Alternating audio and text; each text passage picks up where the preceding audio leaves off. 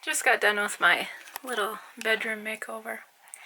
It's little. It was huge to me. It took like almost a week, but I'm gonna get ready now and let's have a chat, shall we?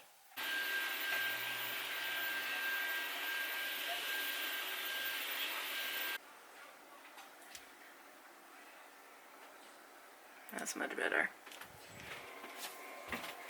Don't look at me from behind, but that's much better. That's blonde. Had to tone it, of course.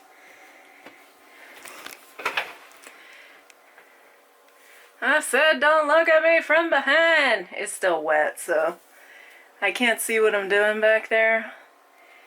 But everybody else can.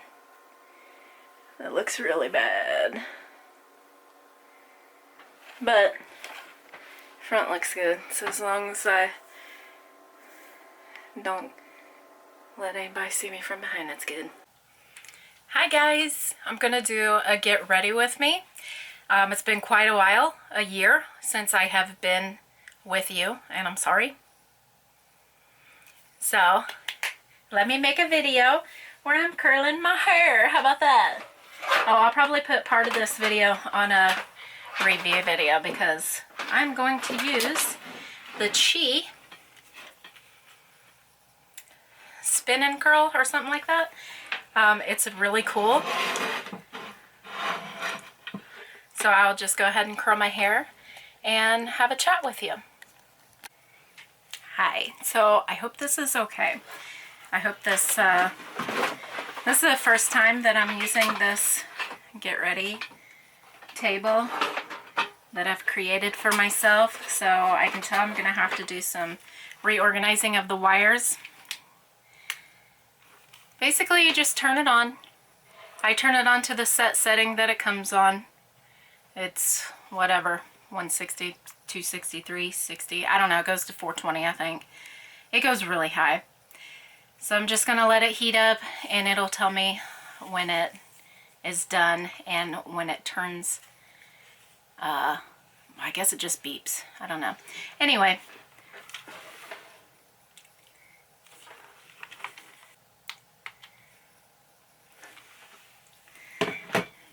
So I'll just show you how quick and easy it is to do the hair. Let me just start with I'll just do the front. How about that?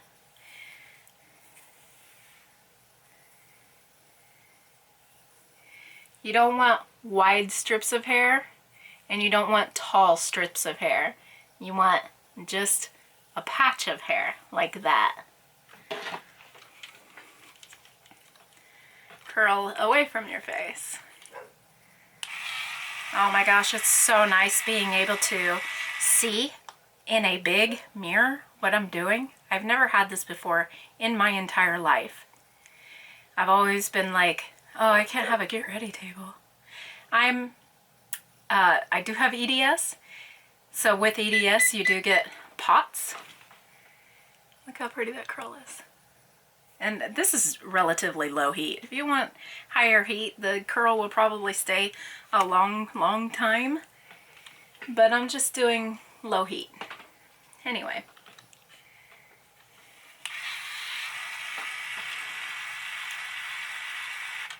I let it go until it stops.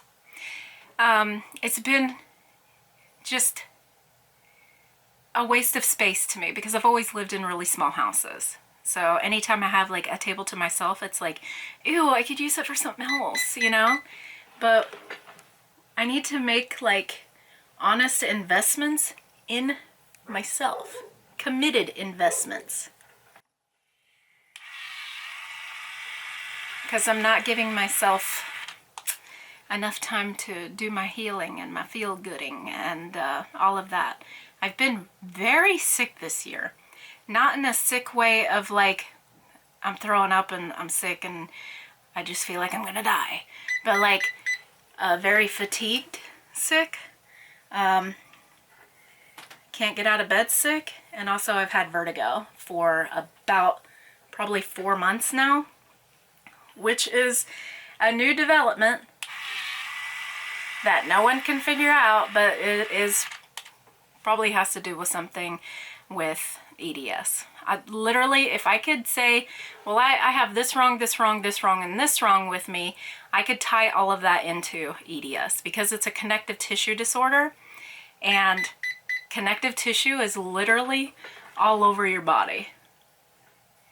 So it affects everything in my body, my organs, my joints, my skin, everything. So I can remember I took probably, I don't know, a week to set this up in my bedroom right now. We have just gotten done. Oh, look how easy it is. It's so fun. Can take bigger strands of hair.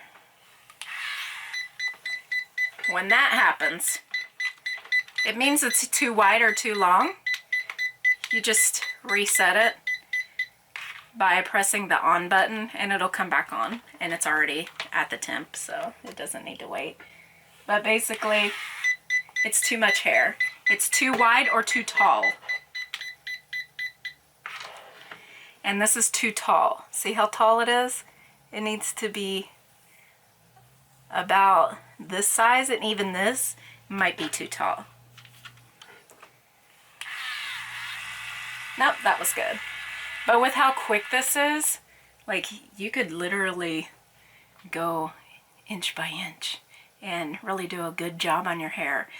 Most of the time that I do this, I'm super quick. I'm taking more attention to this because I can actually see myself. I usually do this in front of the TV.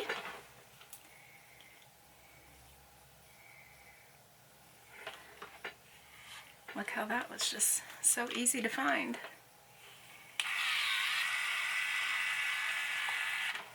But you can find all kinds of like reviews of this on Amazon, and just people are really doing their hair nicely with this.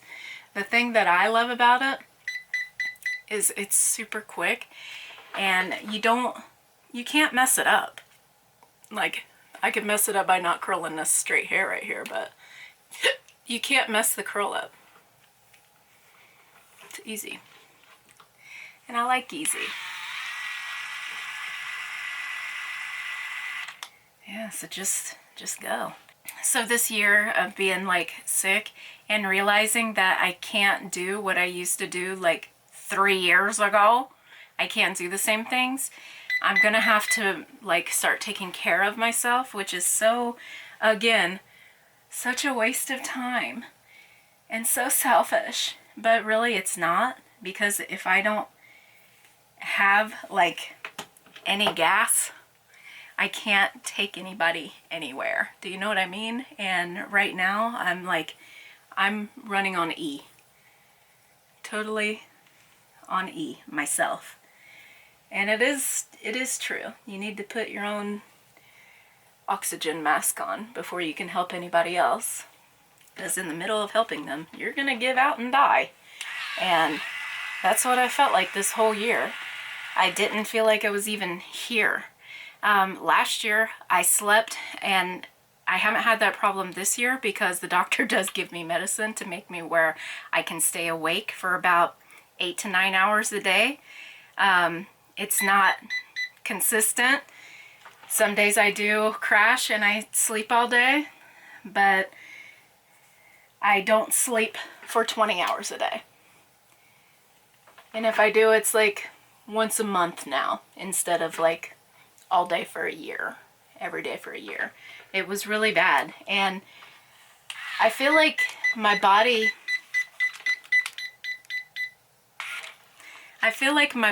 screams for help. Like, this is too wide. So if I were to go into a doctor's office, I feel like they should be able to look at me and know that I'm in pain and I need some help. I've been trying to find a doctor who will do surgery on me to remove the lipedema from my legs, because I am becoming disabled. I can't walk very well. I'm gonna do a video where you can see my legs and how I have to walk, and it's like real, well, just gonna try to put awareness to this disorder, because it seems like doctors don't understand it. Massage therapists don't understand it. I've been to 2 of them.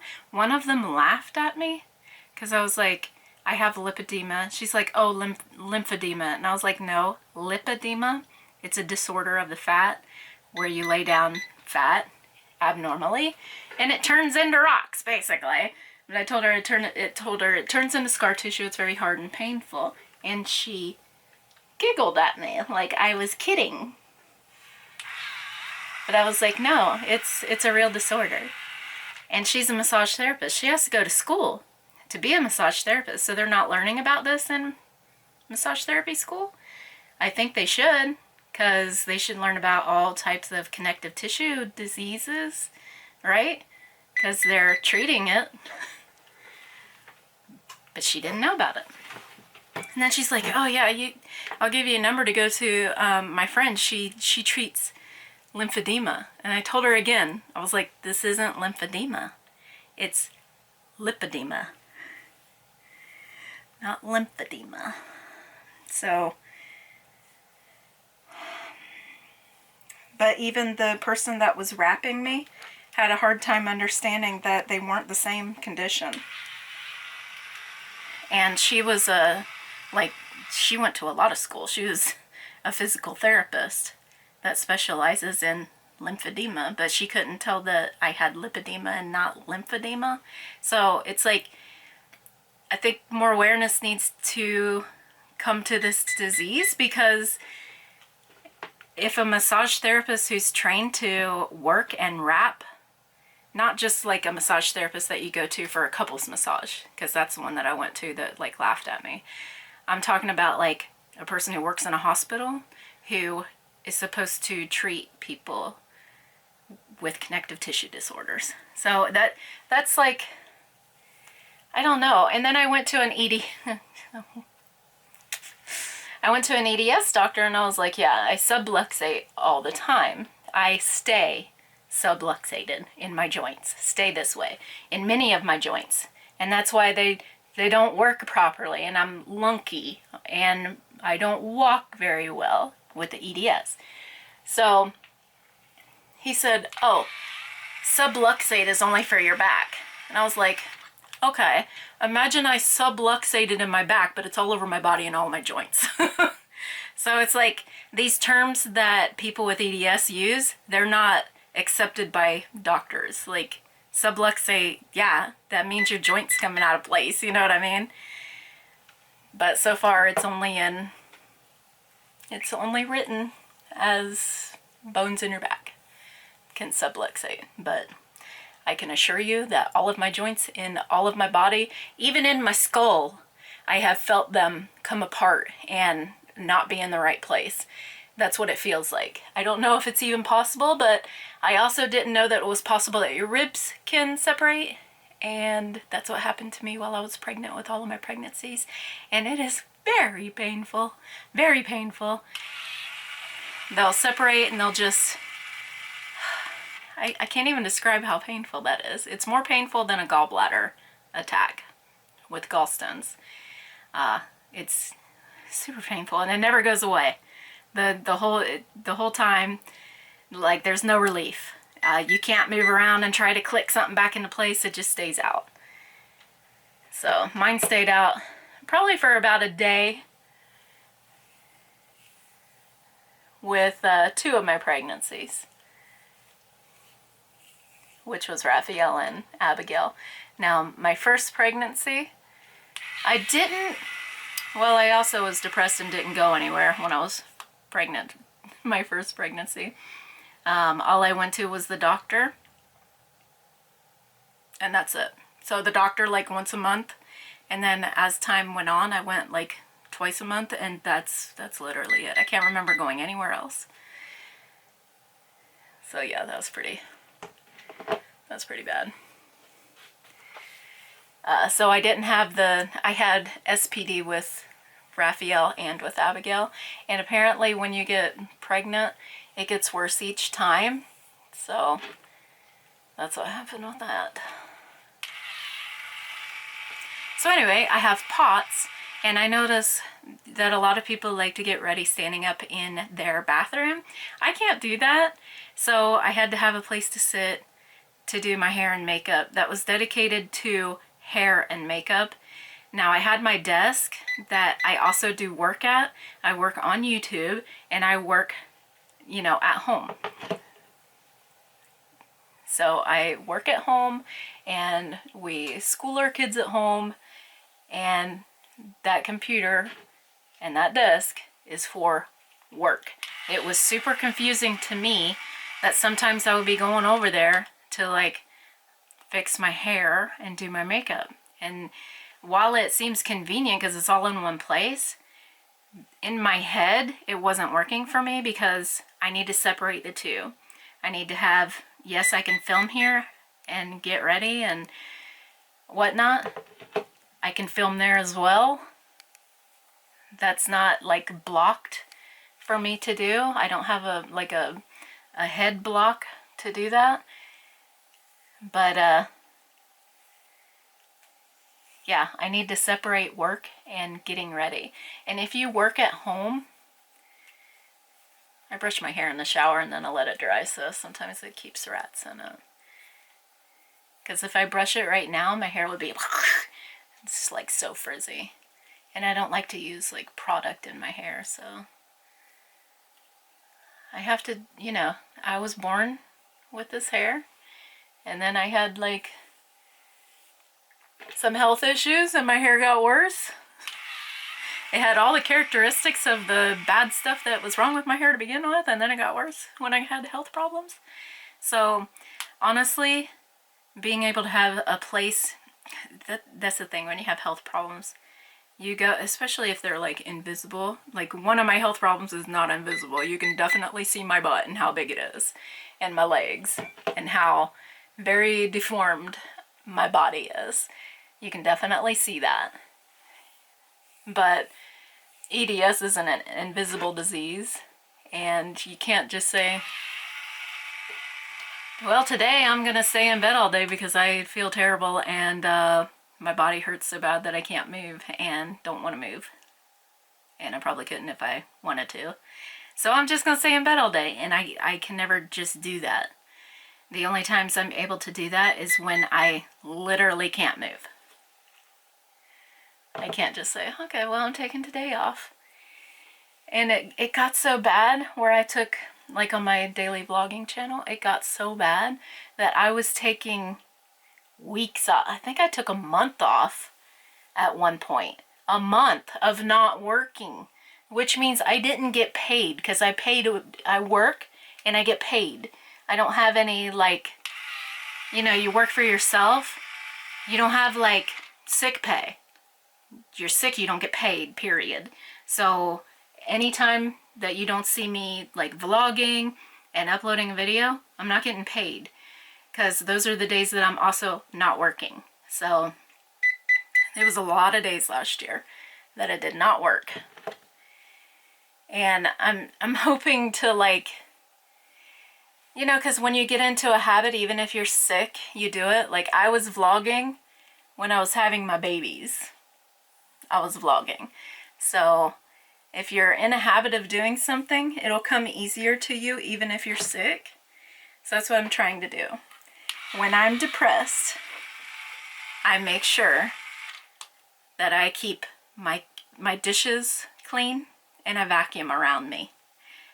I don't so much pick up everything that's on the floor or on all the tables, but I make sure to keep the dishes washed and the counter next to the dish, you know, the sink. Keep the dishes and the counter clean and vacuum.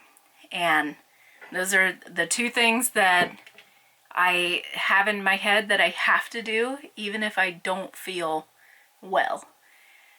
So a lot of times with EDS, you know, I have POTS.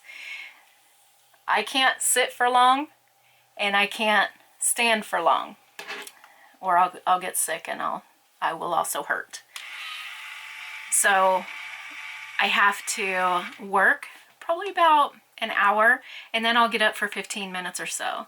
So during that 15 minutes, I grab up everything that needs to go into a different room, and I will go do the dishes. That's the first thing that I look for, is there dishes to do. And then if there is, I go ahead and do them. I go to the bathroom and do all my break stuff, and then I come back right back to the computer and start working again. That's a normal work day for me. That's my cycle. I work for an hour and I get up for 15 minutes and I walk around and move around. It's necessary. I think it's necessary for everyone to do that, and you don't get to do that if you work at an office job. You can pretend like you're gonna go make a copy or something, get up and stretch your legs, but look how much better this looks than this. It's the same hair. It just looks better. It looks like you did something with yourself. Now, I've done this much quicker.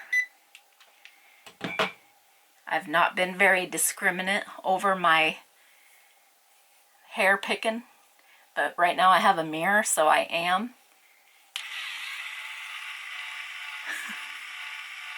Anyway, so yeah, that's basically why I wanted to have a place. Just, it's time. We live in a really tiny house, so the kids live on the other side of the house, and we just made their bedrooms. I made a bunk bed into 2 bedrooms.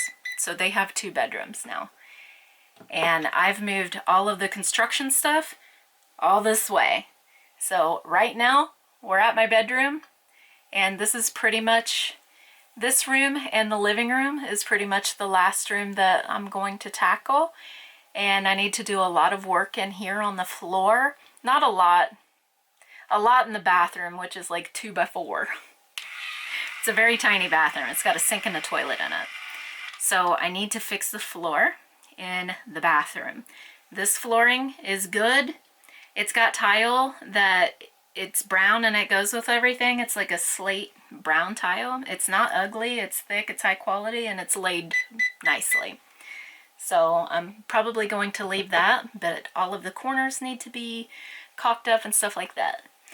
Which, by the way, since I got vertigo a couple months ago, I'm thinking that it was caused by getting on my hands and knees, looking up at the ceiling, painting, doing all kinds of stuff, house renovations. So I think that set me off. But also this year, I have already been doing for the past week, doing some trigger point therapy. I always feel better after a massage and after chiropractic. And I stumbled upon trigger point therapy, which is basically my collagen is trash from EDS. So basically my muscles are holding me together, and not my tendons or my ligaments or anything like that. My muscles are holding me together. So my muscles are always tense. I have rock hard muscles, rock hard. So if you stick your finger in me, you won't get very far. It's like a rock, I'm serious. So I have been looking at trigger points and having my husband, you know, stick his finger in my trigger points for like a minute 30 seconds, and that has greatly improved my pain levels. I'm still in pain. I think I'll always be in pain, but it was getting to the point where it was unbearable, and for the past 3 or 4 days I have been able to do things. And I think, well, a lot of things, they say you have a blockage, like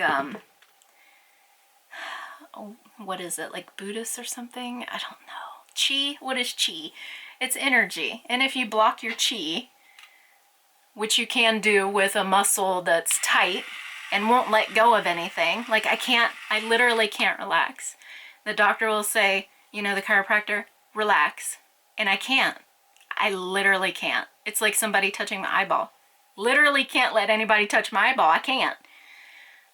So it's like that. I can't relax. So to grab a hold of those trigger points it's actually really been helping me. But anyway, yeah, just wanted to update you because I do want to come back, and I do want to make at least 1 to 2 videos a week. So here's where you can help me. One, by watching my videos and giving me inspiration to make more videos and motivation. But also, what would you like to watch? Would you like to watch what I eat videos? Because I have also been cooking again. And that's something that I haven't done for like a year. You know, cook every day. So I've been cooking, and I'm actually feeling like getting back into it. I got some keto candy for Christmas, and I was like, wow, that's like, reminds me of when I was doing keto and feeling really good on it. So this has to be a whole body thing, you know what I mean? A whole system. You can't just do one thing. Look at that. You can tell where I didn't do it, so you have to go through and make sure you do it. This is super easy though. Highly recommend this. And this, for me, this will last 3 or 4 days until I wash it. I can only go pretty much when I'm depressed about 4 days not washing my hair, so I don't have to fix it. But you can, my hair is just not trained to do that. I start itching real bad even if I use the dry shampoo. So I do have to wash it, but yeah. This year is going to be about me learning how to basically take care of myself the way I should have learned when I was like 5 years old, and I just never really cared. I didn't care to take care of myself, and that has to do with like fixing my hair, putting a little makeup on so I don't look as tired as I feel, because I do feel tired all the time. You know, reading things that make me feel good, watching things that make me feel good and not bad. It's like there's a whole list of like keep your head up things that I need to do and get out of thinking about all of the bad things that my body is feeling, and like learning to say good things about myself in my head and out loud. And that's really hard because I am very self-deprecating. It is really hard. And, you know, I can make like inside jokes with pretty much all of my friends about what type of person I am, which is airheaded, because I am. But I'm nice, but I'm very flighty. I am outgoing, but still I have social anxiety, so that's a little weird to have both of those. But when I'm comfortable with people, I'm comfortable. Let's go. If somebody walks up to me, I'll talk to them. You know, I have no problem talking to people that walk up to me. It's just the thought of leaving the house, which is weird. So I'm sorry I'm all over the place, and a couple of my videos that I'm making are extremely embarrassing. I just wanted to come out and talk to you because I haven't been here for a very long time. It's been a year. I made like 15, 20 videos last year, and I realized I wasn't ever going to lose weight, even though I desperately tried.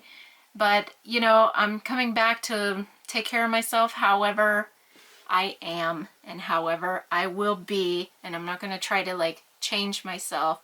I'm going to try to change what I think and how I treat myself, and eventually that'll work its way down to helping to change my body. So hopefully I have inspired you to come along this journey with me again, and we can just hang out and be friends and inspire and motivate each other.